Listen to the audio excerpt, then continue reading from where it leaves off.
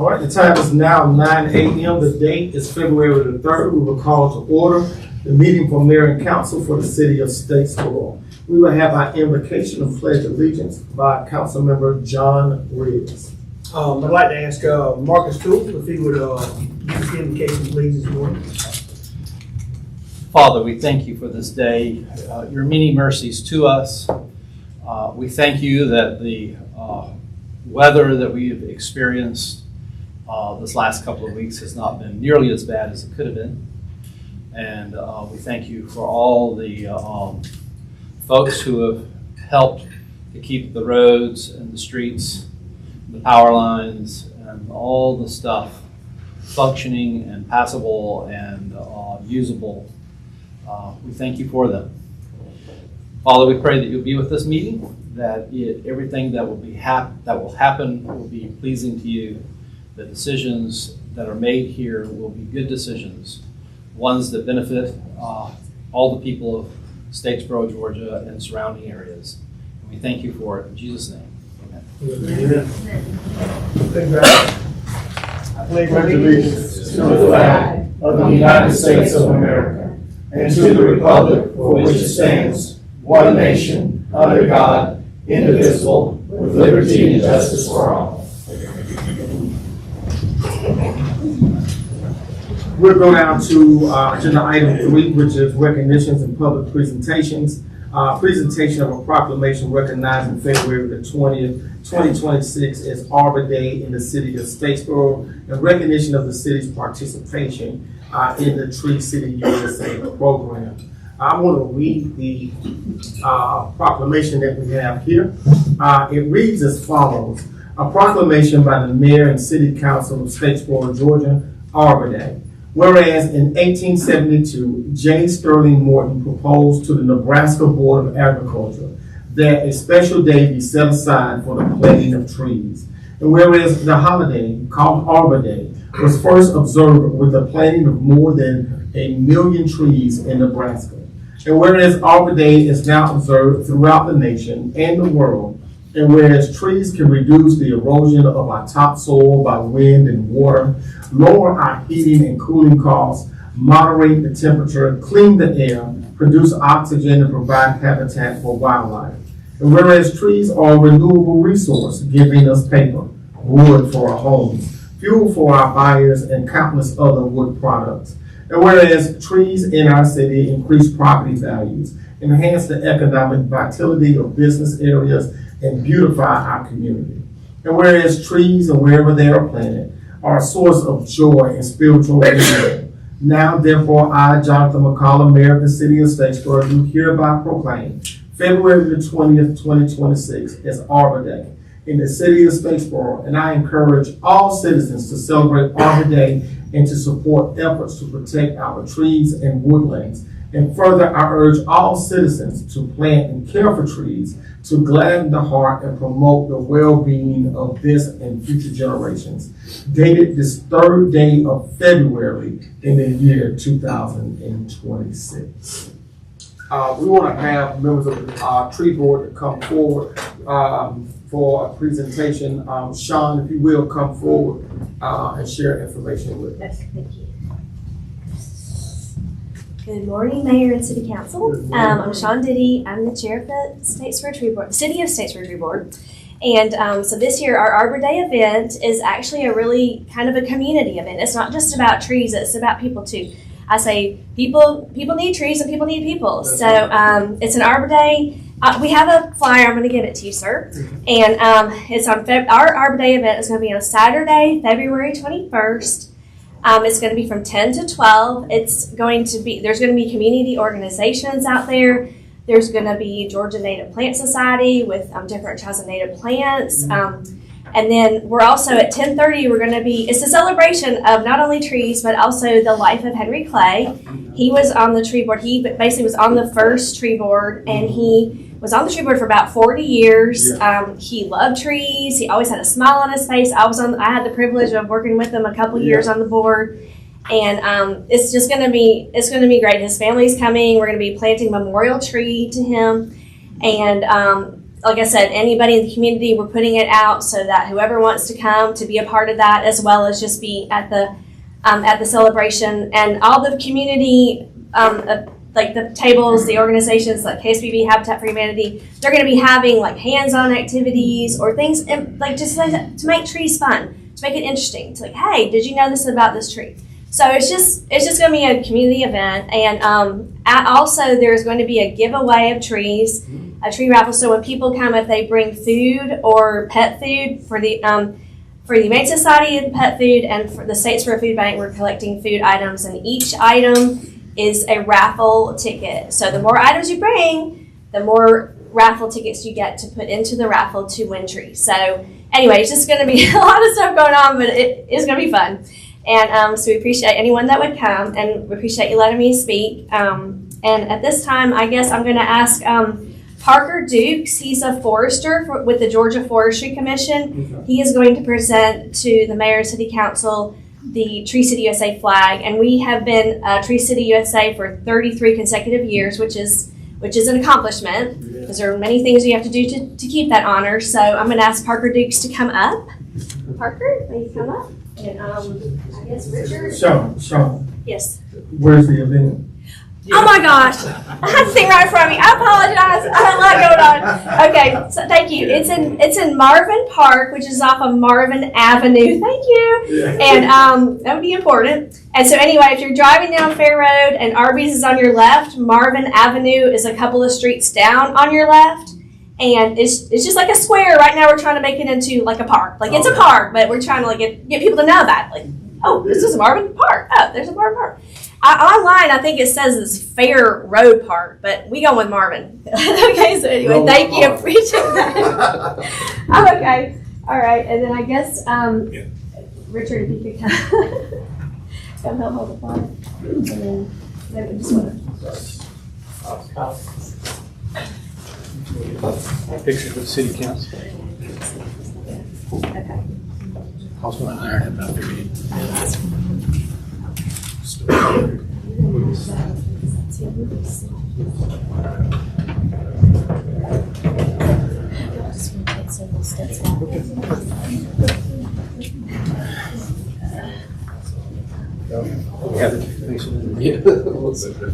Everybody.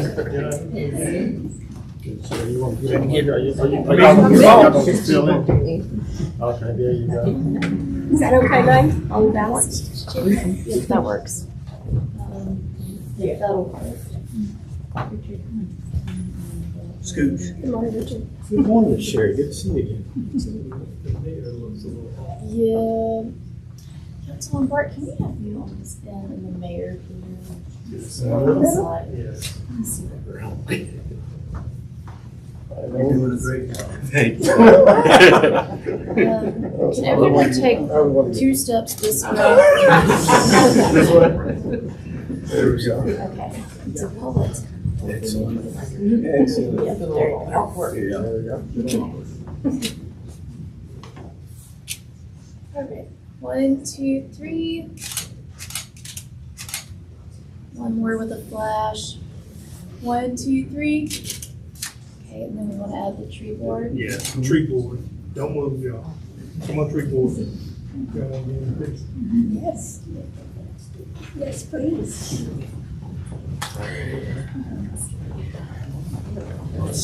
Feeling behind your children. Yes.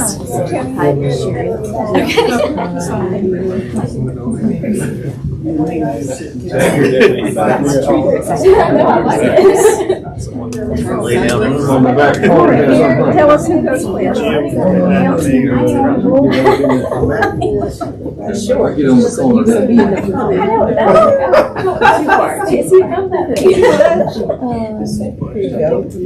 I don't like I don't either. It's like, well, sometimes I do. Can everyone take 2 steps this way? We keep going over a little bit. One more. Okay.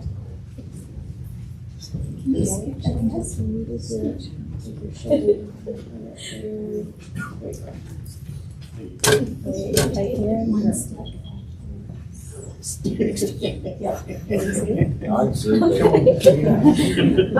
know I'm not tall. But 30 more. Say trees. 1, 2, trees. Trees. One more. 1, 2, trees. Trees.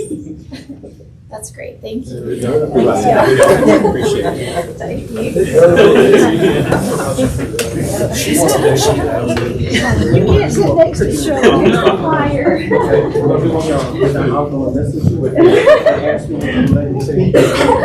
was gonna say it because I'm not Sean P. video. Oh, we did. I know, I get that. Sorry.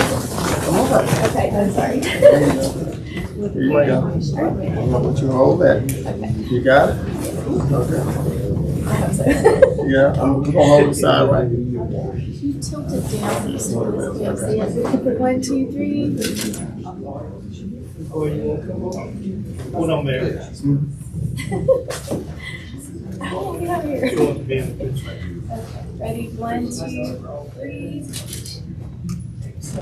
That's good. There you go. All right, congratulations. Thank you. Take care of that. And no Kendra forget. I know, I'm not kidding P. Diddy. I'm Sean Lee Diddy, not Sean P. Diddy.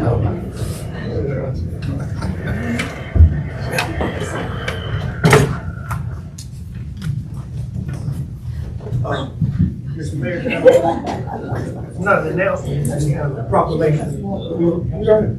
It is on the agenda item because we have our, the date up here. I won't go through all of it. February the 8th, 1796, the day Bullitt County was created. So, 6 days, 5 days, Yeah, 230 years old. yeah. 230 years old. February the 8th, that's a great day, ain't it? It is a great day. It's also the mayor's birthday. That's right, that's right. Bullitt County and Jonathan McCullough on the same day, that's right. Yeah, my family was probably here then. It'll be here so long. Yours and mine. All right, we're going to the public comments. Do we have any public comments in regards to the agenda? No, Mr. Mayor. Okay, all right, thank you. We move on to agenda item 5, consideration of a motion to approve the consent agenda. The consent agenda consists of our work session minutes as well as our council minutes from January the 20th. Is there a motion to approve? So moved. Is there a second? Second. All those in favor? Aye. All right, we move on to agenda item 6, consideration of a motion to approve resolution 2026-02, a resolution to award a contract to Gilbert and Associates to provide grant writing and administrative services for the 2026 Community Development Block Grant. Mr. Penny, you want to give us a little bit of insight on that? Mayor, members of the council, we are, at the last work session, we talked about applying for community development block grant funds. And the way DCA requires us to do it, we have to go through a selection process. And so the firm that we are recommending to you has gone through that process. If you don't follow that process, then it makes you ineligible to apply. And so we're recommending Gilbert and Associates to prepare the application for us. It's due in April. The cost for that service is $6,375.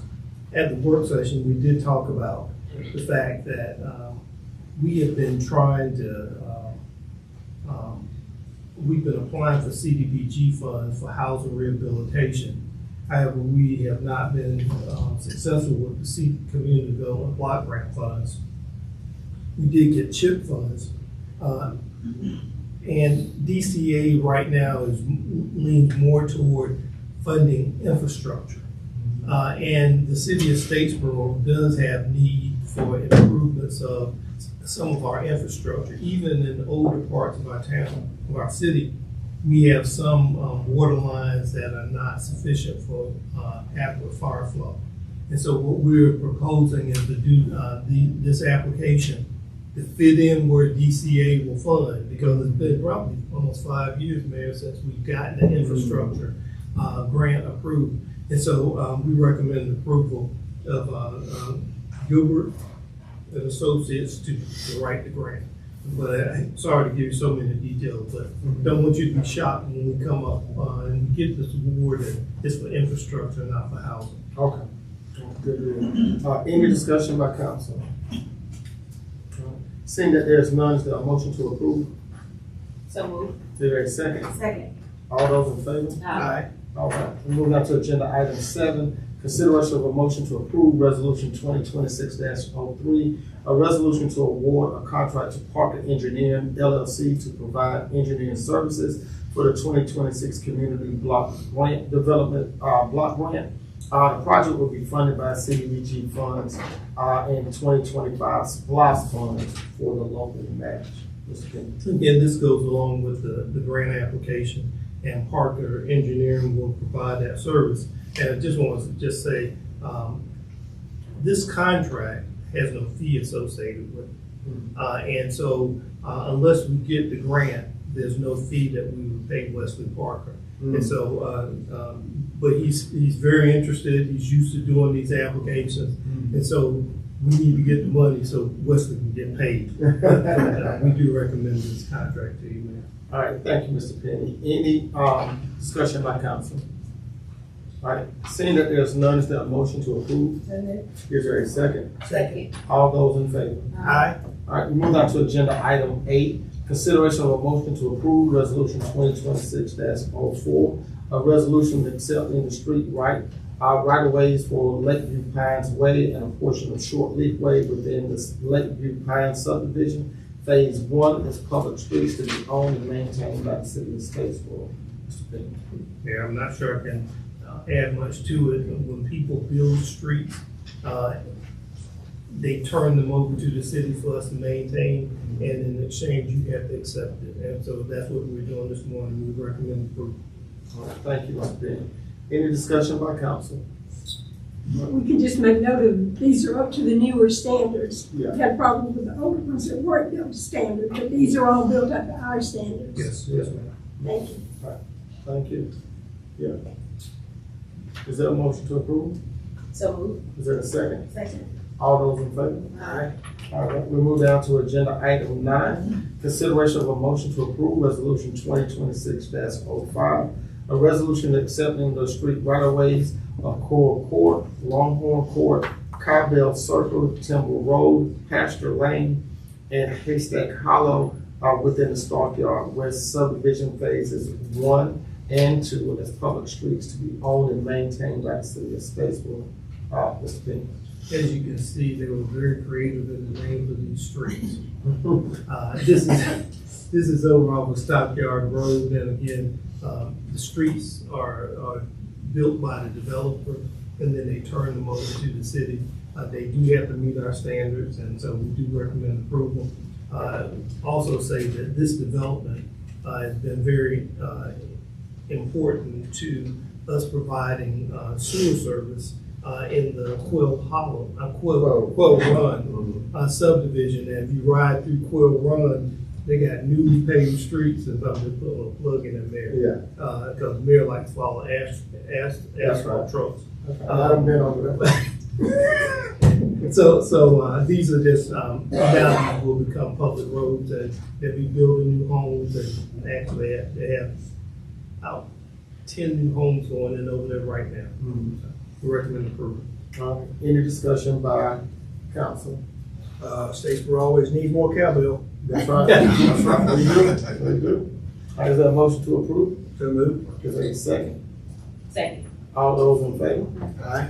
All right, we'll move down to agenda item 10, consideration of a motion to approve resolution 2026-06, a resolution to adopt the first amendment to the city of Statesboro schedule of rates, fees, and fines for the fiscal year 2026. Mayor, members of the council, you, every year you adopt a fees and charges schedule. And so sometimes during the course of the year, we do need to amend the fees and charges schedule because fees come up that we didn't think about when we were recommending the approval of that schedule. So today we have 2 fees that we're recommending. Recently you approved the ordinance for special service districts. And there's a process to initiate that special service district. And basically this is an application fee. And I think it's $100, the application fee is $100 plus $1 per watt. is being proposed, and so we recommend that fee be included in the fees and charges schedule. And then the other fee that we're recommending to you at the work session on last month, we talked about septic tanks and the haulers needing someplace to dispose of the septic waste. And the city has not accepted septic waste in over 12 years. And so we've had people come to us. The county's had an issue. The haulers have had to go to Pooler in Chatham County. And so what we're recommending is a fee of $125 per 1,000 gallons to accept septic tank hauler waste. And I do just want to stress that the importance of this, us getting back into this, and this will be effective March 1st, is we still do have some people that live inside the city limits of Statesboro that own septic tanks. So they too, from time to time, have to get their septic tanks empty. And so this service will allow for the haulers to be able to dispose of that waste here in Statesboro. Okay. We do recommend approval of these two fees. All right, thank you, Mr. Penny. Any discussion by council? Okay. Seeing that there is none, is there a motion to approve? So moved. Is there a second? Second. All those in favor? Aye. All right. We move down to agenda item 11, consideration of a motion to approve a joint resolution of the mayor and council of the city of Statesboro, Georgia, and the board of commissioners of Bullock County, Georgia, to request their local legislative delegation in the General Assembly of Georgia to take necessary action to provide funding to assist in extending the city of Statesboro water and sewer to the Statesboro Bullock County Airport, to repeal prior conflicting resolutions or ordinances, to establish an effective date, and for other purposes. Mr. Penny. Mayor, members of the council, the city of Statesboro owns Bullock County, on the airport, and we don't have water and sewer at the airport.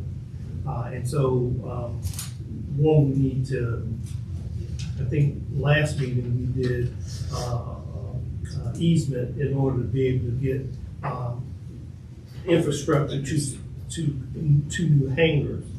However, in the greater scheme of the airport, this is a very important piece of infrastructure in Bullock County and the airport. We have a lot of folks that use our airport, and they'd much rather come to our airport than to have to go to Savannah. And so we also have the opportunity for the possibility of some industry locating at our airport. However, we don't have water and sewer at our airport. And so that means if they expand, they would have to be on wells and septic tanks. And so it just makes sense for us to have water and sewer to our airport. And the chairman is sitting back there, so I just want to, the chairman and the county manager were in Atlanta on the same day that we were in Atlanta looking at data centers. And they were talking to the speaker and all about some funding. And as a part of that, I think they were directed that they needed a resolution from the city and the county in support of this. And it makes sense that we have water and sewer at our airport. And so today we're recommending approval of this resolution in support of a request from our local delegation and from the General Assembly to get infrastructure funding to help us put infrastructure at the airport. Now, we do need to do a master plan, and that's to come later. But now we're just trying to get some money, and our local delegation, they like to know that we're together. And so this is a way of us demonstrating that. All right, thank you, Mr. Penn. We're gonna open it up for discussion for council. Seeing that there's no discussion, is there a motion to approve? So moved. Second. All those in favor? Aye. All right, we'll move down to agenda item 12. Consideration of a motion to approve the purchase of 3 Polygon bus stop shelters from Hasley Recreation Incorporated in the amount not to exceed $65,000 to be funded by 2018 T-SPOS funds on the ENG-134B. Mr. Penny. I don't know if I can add much, Mayor. These are going to be some new bus stops, shelters, and 2 of them are large and 1 is small, and we do recommend approval of the purchase. All right, any discussion by council? So maybe we can just make note of where they're going, because I think it's really good. We're gonna get one at the food bank, we're gonna get one at the social security office, then the small one is going, you remember the ladies who came and told us it was hard to stand beside the road waiting on the bus? We're gonna get one there at Newport Trace, a small one, so thank you, staff, for making that happen. Any further discussion by council? Seeing that there is none, is there a motion to approve? So moved. Is there a second? Second. All those in favor? Aye. All right, we'll move down to agenda item 13, consideration of a motion to approve a contract amendment 1 with TR Long Engineering in the amount of $44,000 on the ENG-115B Blue Mile Phase 2 engineering design contract to be funded by 2018 T-SPLOST funds. Mr. Payne. Mayor, we currently have a contract with TR Long Engineering for design services for work on, I think it's really South Main Street, we call it the Blue Mile. And so what we're recommending, looking at some, I think there's a turn lane that we need to get designed. And that's what this additional funding is needed for. So we do recommend approval of the change order. Thank you, Mr. Payne. Any discussion by council? All right, seeing that there is none, is there a motion to approve? So moved. Is there a second? Second. All those in favor? Aye. Aye. We're gonna move down to agenda item 14, consideration of a motion to award a contract to Cornerstone H20 LLC for the purchase of a Smith & Lovelace pistol grip screw conveyor in the amount of $65,747. This item to be purchased with funds approved in the 2026 CIP budget item WTP-15, funded by aid to construction fees. Mr. Pickett. Yeah, this is at the waste treatment plant. And so it's to replace a 33-year-old one, whatever it is. And so we do recommend approval there. And Matt is here if y'all want more information about what that pistol grip screw conveyor is. But we do recommend approval there.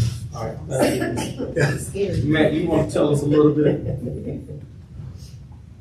Yeah, because in my head, I see Arnold Schwarzenegger. You know what I'm saying, from Conan. Yeah, it sounds more than it is. But coming into the plant, we have a grit removal system. It takes out all the heavy, like inorganics, like mostly sand. It comes in before it goes through the treatment plant and collects it. And this initial one that was put in 30-some years ago, it was made out of carbon steel, and it just don't hold up. So our maintenance guys have been patching it for years, and making it last, but it's got where they can't patch it anymore. So they make an identical unit, so it's going in. Maybe it'll last another 35 years. Yeah, well, you know what, that's what we hope. Thank you, man. Any further discussion by council? All right, seeing that there's none, is there a motion to approve? Is there a second? All those in favor? Aye. All right, we're moving on to agenda item 15, consideration of a motion to award a contract to Truck Country of Indiana for the purchase of a new auto car yard spotter truck for Sourcewell Cooperative Purchasing Contract in the amount of $135,000. This item to be purchased with funds approved in the FY 2026 CIP budget, items WTP-19 funded by system revenues. Mr. Payne. And this is what they call a yard jockey, when they need to move trailers and things around, and it's replacing a 25-year-old one. And so we do recommend approval of the purchase. Thank you, Mr. Payne. Any discussion by council? All right, seeing that there is none, is there a motion to approve? So moved. Is there a second? Second. All those in favor? Aye. All right, we'll go down to agenda item 16, public comments. We do have a gentleman on the agenda for public comments, Mr. James Hagan.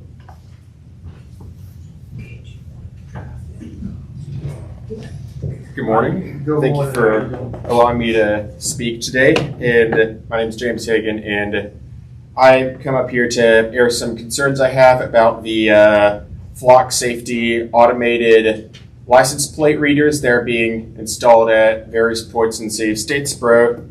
For those unaware, these are essentially AI-powered traffic cameras. They kind of resemble a oversized ring camera with a solar panel unit attached, and you'll often see them mounted on these black poles. And how they function is they photograph every vehicle that passes by and then records data about them, like license plate, make and model, other identifying factors, and then feeds into an algorithm that sort of maps out a profile about the vehicle. And of course, for a lot of these systems, the main justification is to help find and track down and catch criminals, since the system can automatically flag vehicles that were implicated in a crime or are stolen.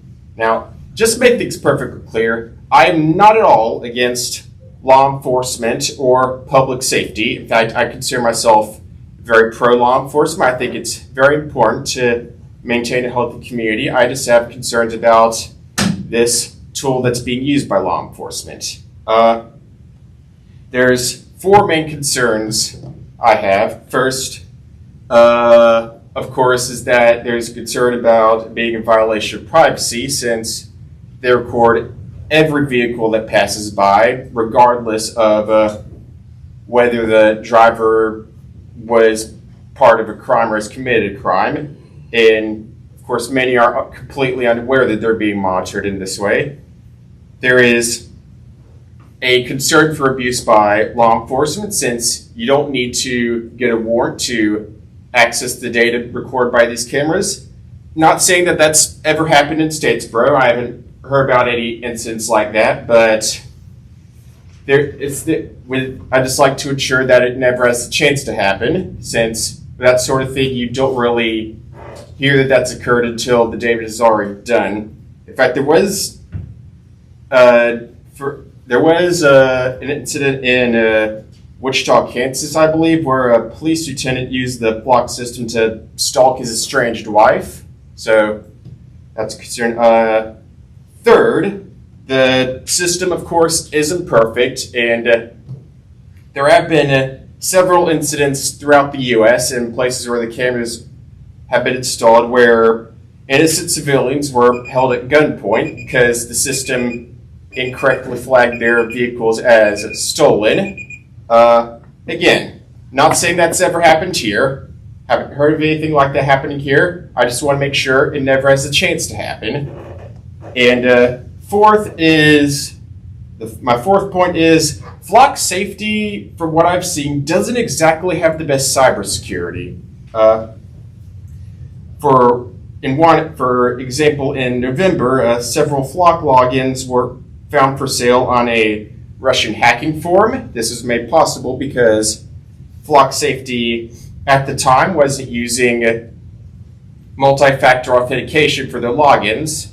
For those less technical people, that's essentially where you log into a website with like a username and password, then it like send a code to your phone or something. It's just an extra layer of security, and they didn't have that.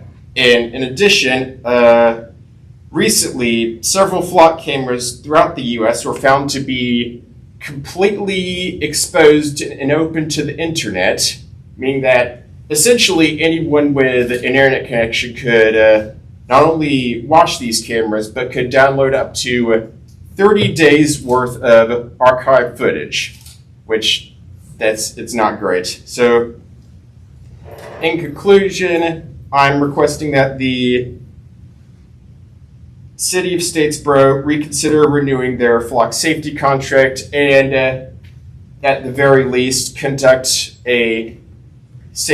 some safety audit or whatever is required of Flock Safety and the system they employ to determine whether it presents a danger to the citizens of Statesboro. Again, just to confirm, I'm not against law enforcement. It's just, I feel like this system in particular, the pros don't exactly outweigh the cons. That's all I have to say. Does anyone have any questions or anything? Council? No, sir, I was gonna ask the chief if he'd come up and address some of those, because I have the same concerns. I don't want the police, tracking where I go and Where you going, John? around town. Mayor, Council, I appreciate the question. I think that we are in a phase where technology, and the question really is going to come down to the surveillance state, right? How do we balance security with freedom? And that's been a long-standing question. What I know is that I get blamed when crime occurs in the city of Statesboro. And so I'm going to do everything I can to try to knock that crime down, right? These cameras are only taking video or still shots of public roadways. They don't take any pictures on private property at all. And I'll give you just a couple of quick anecdotes to tell you the value of this system in helping us be efficient and therefore reducing crime by getting criminals off the street. We talked last year that this is about precision policing. This is not about us throwing up a roadblock and stopping 50 cars, had nothing to do with the crime. It's about us identifying the specific car that was involved in a crime and then tracking that down. About 3 weeks ago, there was a shooting at an apartment complex off of Chandler. We scrambled up there, and it turned out to be a drug ripoff in a parking lot. And the information was coming in pretty sporadically about who the suspect was and what they looked like. And we finally, as we started setting up a perimeter, got information that it was a white Chevy Camaro that the suspect had left it. So I was at the Blue Room. I was setting up that part of the perimeter, and an officer was parked next to me. He immediately got on his phone, accessed the system, and said, well, 3 minutes before the shooting, this is the license plate of a white Chevy Camaro that pulled into that drove down the street to that parking lot, and here's the same car leaving 3 minutes after the shooting. So within, a minute and a half of getting that information, we had identified the suspect vehicle. There's just no way in the history of policing that you could have done anything close to that. So that's what helps. The other anecdote I would let you know about is we had a missing endangered person late last year who we put in the system to track his vehicle. It was found in Cincinnati. Cincinnati tried to pull that car over, got into a pursuit with that car. And it turned out that our victim had been murdered and was laying in an abandoned house over here in Statesboro while a suspect had stolen his car.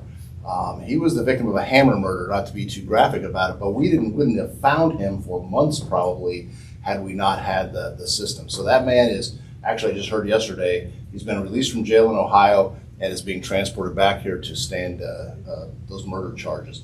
That whole case came together because the Flock system was able to try to locate him. They pulled him over, and then he confessed to killing a man back here in town. So that's some of the utility of what we get. In 2 weeks, I'll be here to do the annual public safety briefing, and I have some numbers for you.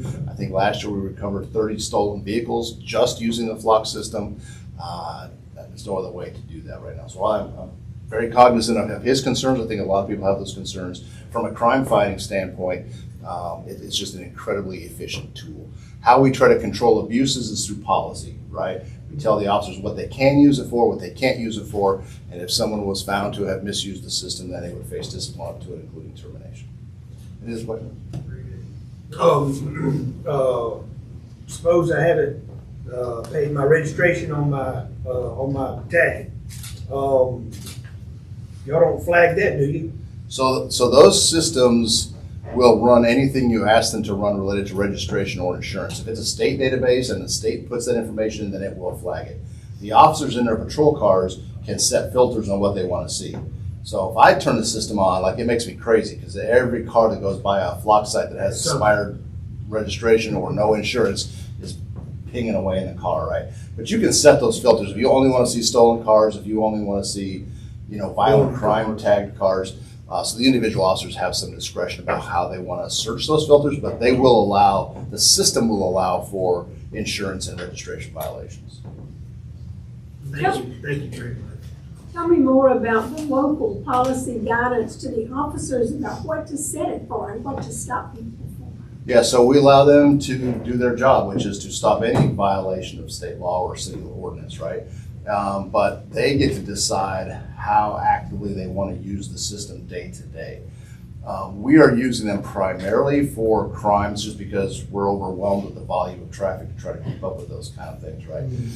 The policy basically is, it applies to all of our technology. You know, we also use the FUSIS system, right? And so part of our agreement with individuals who allow us to see their individual cameras is that we won't abuse that system. We won't use it to stalk people or to conduct private business. It has to be used for criminal justice purposes only. And then the penalty, of course, for that would be we would have to catch them and then take some kind of disciplinary action. If someone's going to abuse the system, it's certainly open to be abused, just like any other. You can go to Walmart and shoplift tomorrow, abuse that system.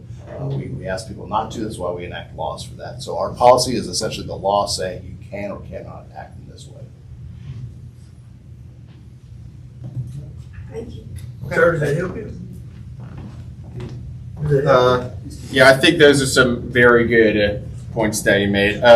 And on some level, I do kind of find myself agreeing, like a system like this can be very useful for helping enforce the law. I just feel like with this system in particular, there's a lot of issues that definitely need ironing out. And of course, I understand there's systems in place to help prevent abuse, but my main concern is that, like, as I said, there's flock safety, and they don't exactly have the best cybersecurity, and is there concern that, like, not someone from law enforcement, but maybe another actor who's a lot more technically minded could use the system to essentially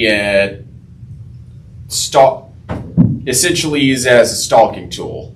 Like, I feel like a system like this could be incredibly useful, but my concern is, could it also potentially present a danger to the citizens of Statesboro? Like, do the pros outweigh the cons? So, which is why I'm requesting that the Save Statesboro conduct their own audit of flock safety and the system they employ to determine, I guess, how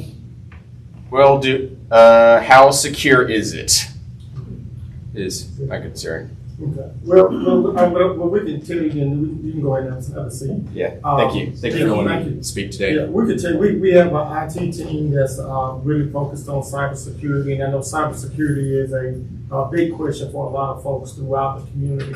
And the truth of the matter is that no matter how good your cybersecurity team, there's going to be an actor that's out there that may be a tad bit better. And so what we have to do is just continuously work to secure our team, secure our information.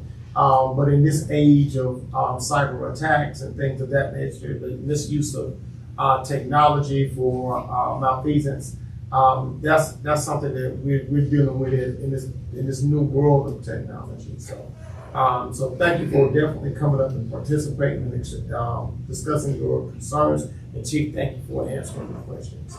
We're going to go down. Are there any other public comments? Okay, we're going to go down to the next agenda item, which is other business from City Council. Is there any other business from City Council? Yes, thank you, Mr. Mayor. First, I want to thank the two local churches in Boad who opened up warming shelters when we had such cold weather recently. We did have people come in and take advantage of Denton Park, and then more recently at Trinity Episcopal. So thank you to those, the administration and the members there, as well as Boad for helping make that happen. Also, I want to highlight again what the tree board and Sean shared with us. The Arbor Day celebration will be on Saturday, the 21st of this month at 10 o'clock in the morning over at Marvin Park, which is kind of up behind Arby's up in that neighborhood. If you turn on Marvin Avenue, you'll come to it. It's a whole square city block. It's all trees and grass and beautiful. And so I'm looking forward to planting a tree there in honor of Mr. Henry Clay. That'll be at 10 o'clock Saturday, February the 21st. One more thing, Trinity Episcopal, our friends at Trinity Episcopal who have a green team and are one of the congregations really looking at how we can best preserve and take care of our natural resources.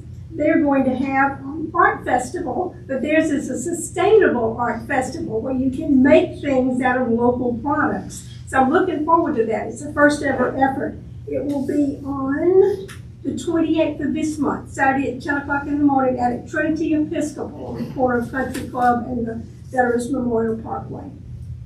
I think that's all I have. Anything else for council? All right, seeing that there is none, we'll go down to city manager's comments.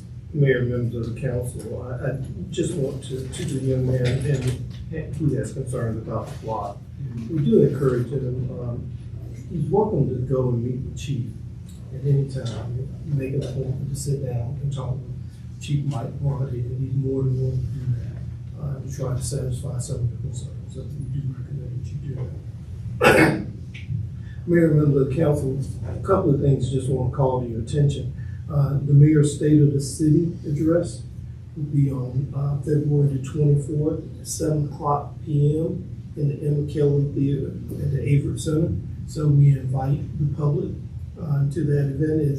I think we found the place, very intimate, and the mayor does a great job and like to involve community, and so we'll just get that on everybody's calendar for the 24th. On next Monday, February 9th, we're going to have our first public information meeting in reference to the fire service fee. That Al Hackles and Blake are here, and so we appreciate all the information that they have shared in the Rice Connect and in the Herald. But what we'd like to do is offer to the public to have an opportunity to come, have Chief Graham and our consultant here to talk about the fire service fee and why we are looking at it. Other communities have utilized it, and we do have, again, just want to be clear, this year we are operating with our fire department. However, we did an internal loan in order to be able to fund the fire department. So come July 1, we are going to be faced with either a millage rate increase at some point or fire service fee. And so this is an opportunity to learn more about it. So we'll invite the public to that meeting. And then beyond that, we will spend some time with some of our stakeholders, and we will schedule more public meetings to make sure the information is out there before council has to make a decision on whether to implement the fee or not. So want to make those two announcements. And then in your FYI packet, Miss Olympia, I think this year 4, our Downtown Alive concert series will start in April. On April the 9th, we'll start with Liquid Pleasure. April 30th, we have 70s Kids. I don't know what word Olympia come up with these folks. May 14th, we got Elizabeth as Taylor. I have no idea. May 28th, Y2K Kids. Okay. June 11th, we have the TAMs. Mighty Tam. And I have to tell y'all, when we first started this thing, Jason and Olivia didn't even know who the TAMs were, but now they know. And then on My wife did that. Yeah, my wife did. And then on June 25th, we have Papa Soul. And Mayor and Council, I think the public, we have some folks that complain about our concert series and having it, but for the most part, our public enjoys the concert series. It's a great time for our community to come together and just enjoy the beautiful weather and enjoy each other. So we're happy to have that going on. And then I think that's enough, but thank you all. Has it been decided what time we'll start this year? 7 p.m. Thank you. All right, that sounds like a lot for them. All right, as far as executive session, is there any for executive session in regards to that? We'll say. All right, we're moving on to agenda item 19, consideration of a motion to enter into executive session to discuss real estate in accordance with OCGA 50-14-3. Is there a motion to enter executive session? Is there a second?